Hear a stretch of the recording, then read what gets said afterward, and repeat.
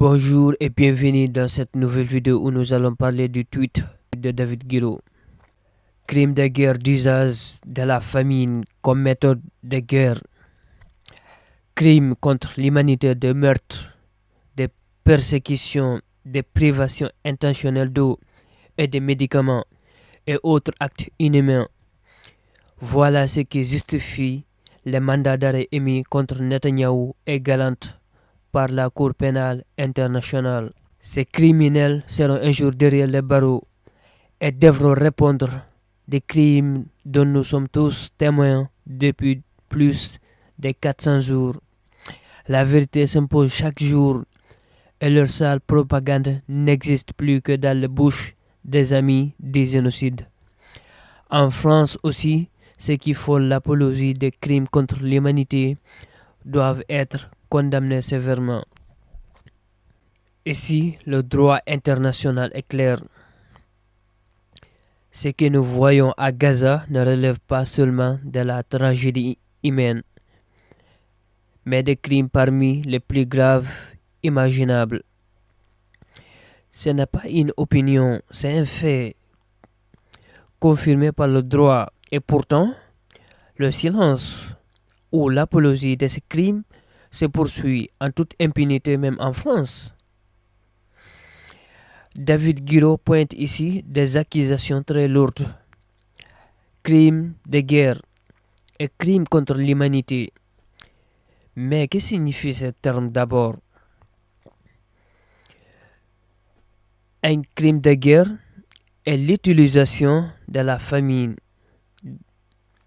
le blocage de l'accès à l'eau et la privation de médicaments ciblant directement les populations civiles. Ces actes sont interdits par la Convention de Genève. Pour ce qui est crime contre l'humanité, meurtre systématique, persécution et privation des droits fondamentaux, ces actes ne visent pas seulement à punir, mais à détruire une communauté entière. La Cour pénale internationale, cette instance, est là pour poursuivre les responsables.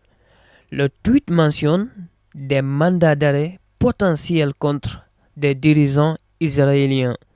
Netanyahou est Gallant, accusé de superviser ces politiques de crimes de guerre et des crimes contre l'humanité. Derrière les chiffres, ce sont des vies, des familles détruites par des décisions politiques.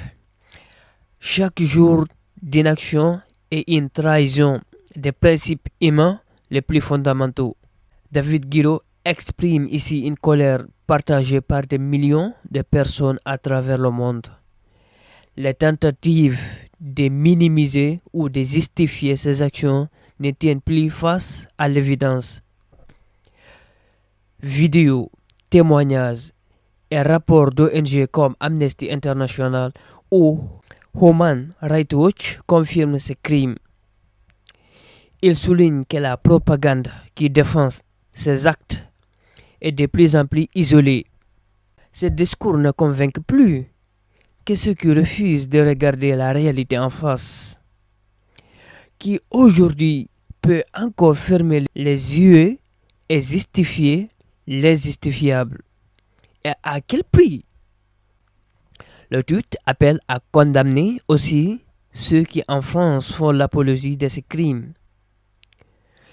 Défendre ou minimiser ces actions revient à être complice d'une normalisation des crimes contre l'humanité. Des lois existent pour punir l'apologie des crimes de guerre ou de génocide. Mais sont-elles appliquées de manière équitable? L'histoire jugera non seulement les auteurs de ces crimes, mais aussi ceux qui par leur silence ou leurs mots les auront encouragés. Un jour, comme le dit David Guiraud, ces criminels devront répondre de leurs actes. Mais pour que justice soit faite, il faut que chacun d'entre nous refusent l'indifférence, refusent la normalisation. Parce qu'être témoin, c'est déjà être responsable. Crimes de guerre, famine utilisée comme arme, privation d'eau et de médicaments, assassinat de masse. Voilà les accusations qui pèsent aujourd'hui sur Benjamin Netanyahu et Yoav Gallant. Et pour la première fois, la Cour pénale internationale a émis des mandats d'arrêt contre des responsables israéliens. Oui, ces dirigeants qui se prétendent défenseurs d'une démocratie sont aujourd'hui sur le banc des accusés pour des crimes contre l'humanité. Mais comment en est-on arrivé là? Pourquoi ces accusations résonnent-elles aussi fort aujourd'hui?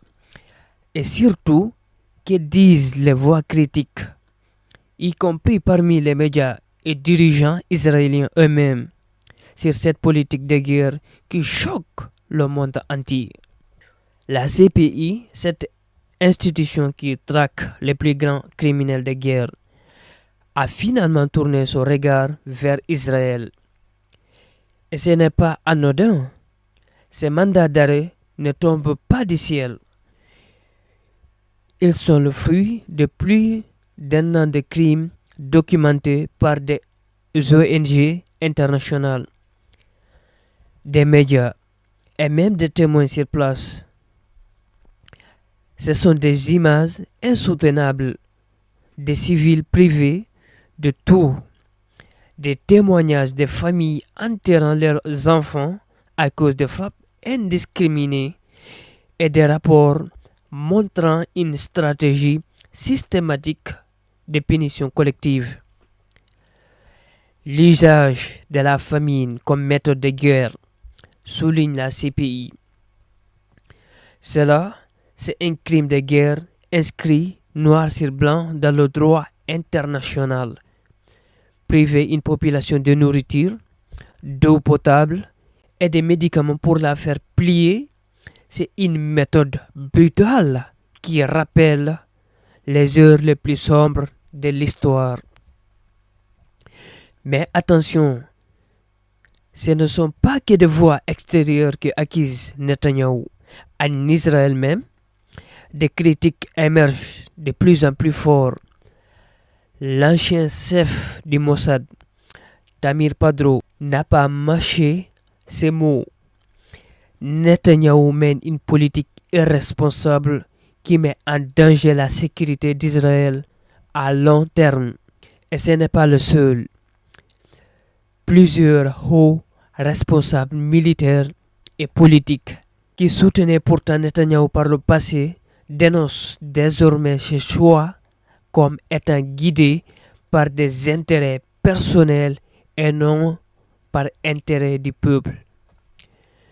Dans les médias israéliens, certains éditorialistes parlent même de guerre perdue normalement, de guerre perdue moralement. Ils soulignent que cette escalade, loin de protéger Israël, l'isole encore davantage sur la scène internationale. Le quotidien Haaretz va jusqu'à écrire: cette guerre ne fait que révéler l'effondrement moral de notre société. Et à l'international, le récit officiel de Netanyahou s'écroule. Les ONG comme Amnesty International ou Human Rights Watch documentent les crimes avec une précision chirurgicale. Les images d'hôpitaux détruits, d'enfants affamés, des quartiers entiers rasés rend impossible la justification de cette guerre comme une simple défense contre le terrorisme. En France, certains intellectuels et politiques continuent à fermer les yeux, reprenant mot pour mot la propagande israélienne. Mais attention, défendre ou minimiser des crimes contre l'humanité, c'est un délit et cela doit être fermement condamné. La vérité éclate jour après jour. Les responsables israéliens, Netanyahou et Gallant en tête, devront un jour répondre de leurs crimes devant la justice internationale. Ce n'est pas une utopie, c'est une nécessité. Ces crimes, nous les voyons, nous les documentons et nous devons les dénoncer avec force. Parce qu'au final, ce combat dépasse le cadre israélo-palestinien. Il pose une question fondamentale. Dans quel monde voulons-nous vivre? Un monde où les dirigeants peuvent bombarder, affamer et tuer en toute impunité? Ou un monde où la justice triomphe, où les criminels de guerre, quel que soit leur statut, finissent derrière les barreaux